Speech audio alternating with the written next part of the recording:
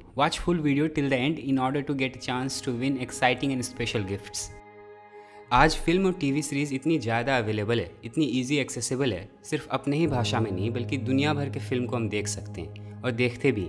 एक ख़त्म हुआ नहीं कि दूसरा शुरू, दूसरा ख़त्म हुआ नहीं कि तीसरा शुरू। फिल्म को हम जंक फूड की तरह कंज्यूम करते हैं। कोई भी किरदार हमारे अंदर ठहरता नहीं है कि हम दूसरे कहानी में खो जाते हैं। लेकिन कोई जेन्युइन डायरेक्टर नहीं चाहता है कि उसके फिल्म को लोग देखें और भूल जाए। वो चाहेगा कि आप उसके कहानी को अपने अंदर सोखो, आपके भीतर वो प्रवेश करे, उसके किरदार आपके अंदर कुछ दिन के लिए ठहरे। इनफैक्ट वो चाहेगा कि आप उसके फिल्म को फिर से भी कभी देखो। कुछ फिल्म तो कम से कम 2 बार देख के ही कहा जा सकता है कि पूरा देखें। डायरेक्टर इसी इंटेंशन से ही बनाया होता है। चीज़ों को इतने परतों पर प्रस्तुत किया जाता है कि जब तक हमारी दूसरी बार नज़र ना पड़े तो बहुत चीज़ों का खुलासा होगा ही नहीं।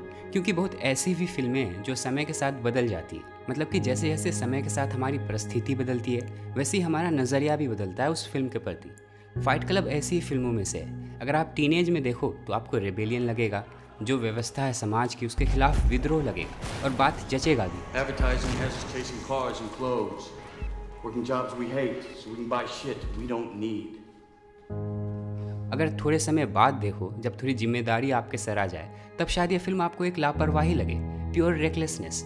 और अगर आगे भी कभी इस फिल्म को देखो तो ये शायद सटायर भी लग सकता है, जैसे पूरी फिल्म ही टायलर डर्डन की रोस्ट कर रही हो, उसके इस जुवेनाइल रेबेलियन का मजाक उड़ा रही हो। क्योंकि जितनी बार हम किसी फिल्म को देखते हैं उतना ही हमारा सब्जेक्टिव इन्फ्लुएंस उस फिल्म से कम हो जाता है। उस फिल्म को हम अपने केंद्र से ना देख के धीरे धीरे राइटर और डायरेक्टर के दृष्टिकोण के करीब जाते हैं, उनके इंटेंशंस को समझना शुरू करते हैं। और फाइट क्लब कई बार देखो तो ऐसा लगता है जैसे फिल्म टायलर डर्डन को सराहती नहीं है बल्कि हमें चेतावनी देती है।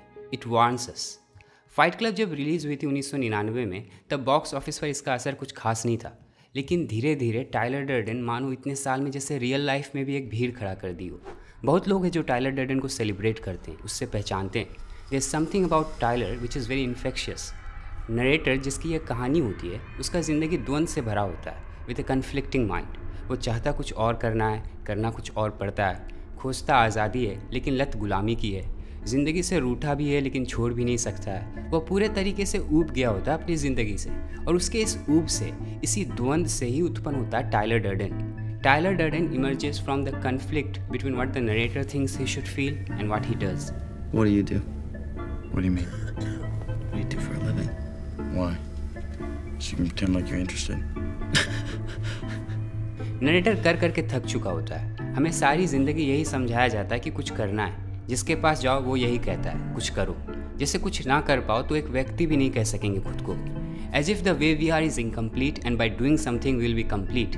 और इस अभाव के साथ हम सारी ज़िंदगी दौड़ते हैं, ये उम्मीद करके कि कुछ बन जाएंगे या कर लेंगे या कोई मिल जाएगा जो हमें पूरा कर देगा।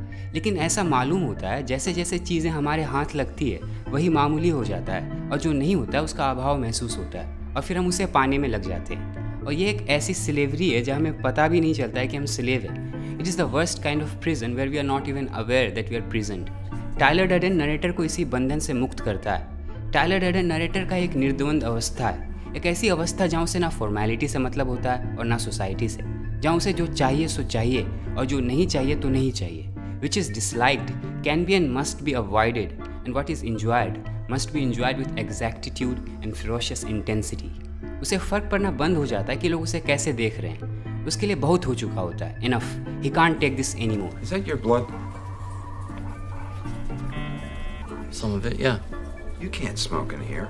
उसे अब कुछ ऐसा करना होता है जो उसे जिंदा कर सके, जो उसे उपस्थित कर सके, ऐसा कुछ जो उसे वर्तमान में ला सके, इस बेहोशी भरी जिंदगी से बाहर निकाल सके। और चोट से आसान तरीका क्या हो सकता है किसी को होश में लाने का? What?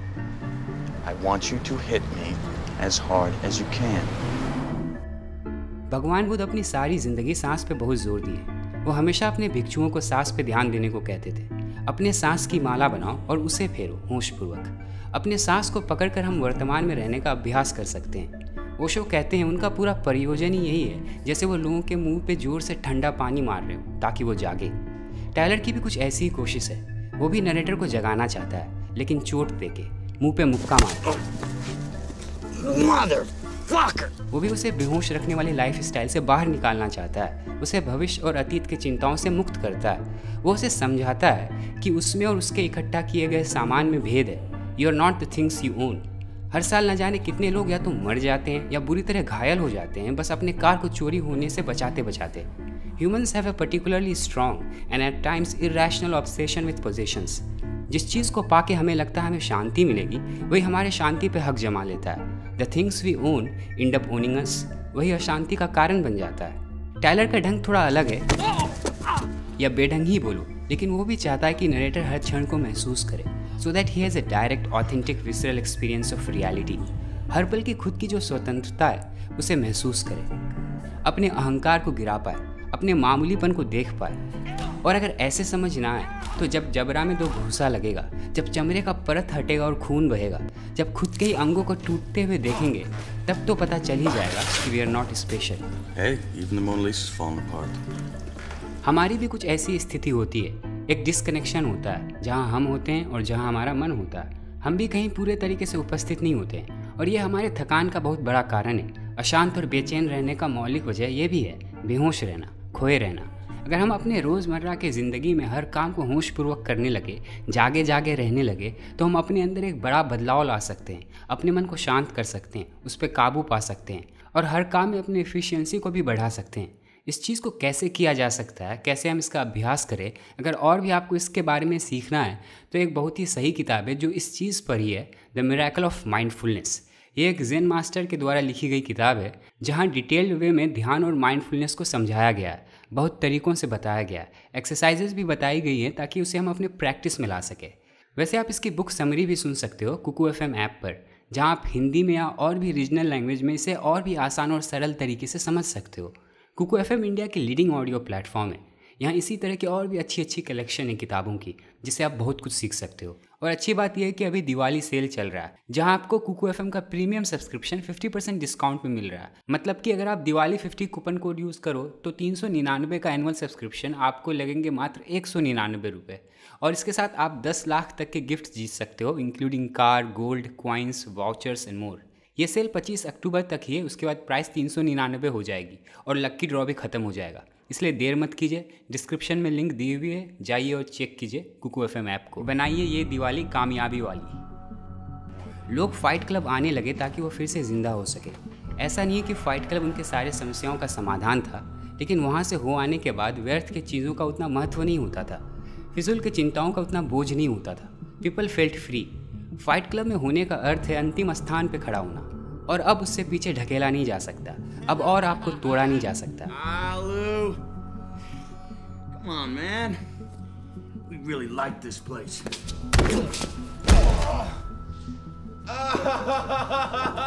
धीरे धीरे फाइट क्लब बड़ा होते होते एक भयावह रूप ले लेता है। फाइट क्लब प्रोजेक्ट महम बन जाता है और अब नरेटर टायलर डर्डन से ऊब गया होता है, उससे वो छुटकारा पाना चाहता है। God damn it! God damn it! Fuck you! Fuck Fight Club! Fuck Marla! I am sick of all your shit! Tyler narrator को एक छोर से लेकर दूसरे छोर तक पहुंचा दिया होता है, या यूं बोलो टायलर डर्डन नरेटर को जहां से निकालता है वापस वहीं पे लाके खड़ा कर देता है। मतलब कि जैसे जैसे फाइट क्लब बड़ा होता है तब वो व्यक्तियों का एक समूह ना होकर एक भीड़ का रूप ले लेती है, एक सामूहिक पहचान निर्मित कर लेती है। सब एक रंग में रंग जाते हैं, अपनी समझ खो के बस दोहराने में लग जाते हैं। His name is Robert Paulson. His name is Robert Paulson. This is all over with! Tyler Durden narrator को इस कंज्यूमरिस्ट इकोनॉमी में एक मशीनरी ना बन के रह जाए, इसीलिए वो उसे बाहर निकालता है, उसे उसके अंदर के व्यक्ति का एहसास दिलाता है। लेकिन अंत में वो खुद ही बाकी लोगों के व्यक्ति को पोंछ देता है और प्रोजेक्ट महम के लिए एक मशीनरी खड़ा करता है।